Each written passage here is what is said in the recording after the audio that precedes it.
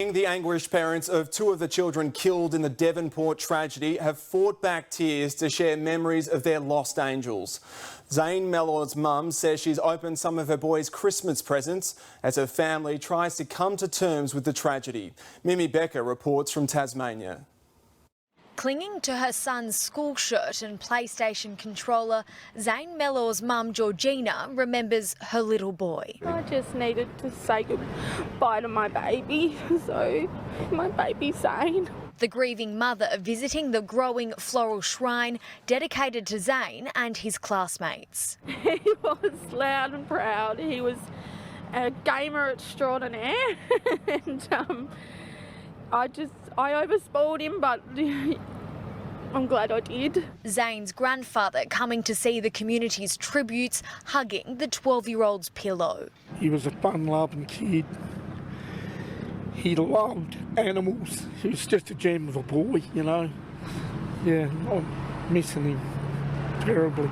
It's going to be hard because I have all these Christmas presents and we've opened some of them and just sat them up for him. The mother of Jalailah Jane Marie Jones clutched a photo of her and her daughter, one of the 12-year-old's prized possessions. Apparently it's Jalailah's favourite photo and she sleeps with it every night. She's a beautiful, young, unique, beautiful girl. She's really one of a kind. While Peter Dott's family returned to the school in memory of the mischievous Year 6 student.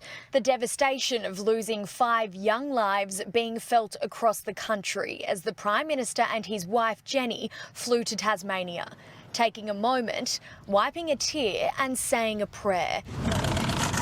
Their card reading, "In loving memory of these beautiful children, our hearts break for the families and the community left behind." Yeah, it's hard to see the pain laid out here, but also joy in the fact that the people have come with respect in their hearts. It's fantastic. Communities come together, haven't they? It's just devastating. Yeah, it's something that should never have happened. The federal government today allocating $1.6 million to provide extra mental health support for the people of Devonport, as well as trauma counselling and training for emergency services and support workers ahead of next year's return to school. It'll be provided over an 18-month period because we know support won't just be needed in the next few weeks. It'll be needed for many, many, many months. Generous, everyday Australians are doing what they can to help, already raising more than $1.2 million online.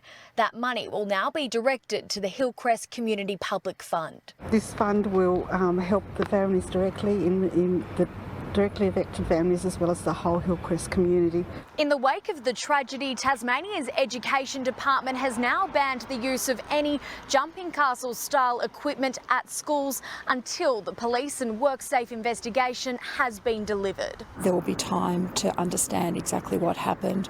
We need to make sure that those processes can take their course. I don't think as a family we're pointing bones at anyone.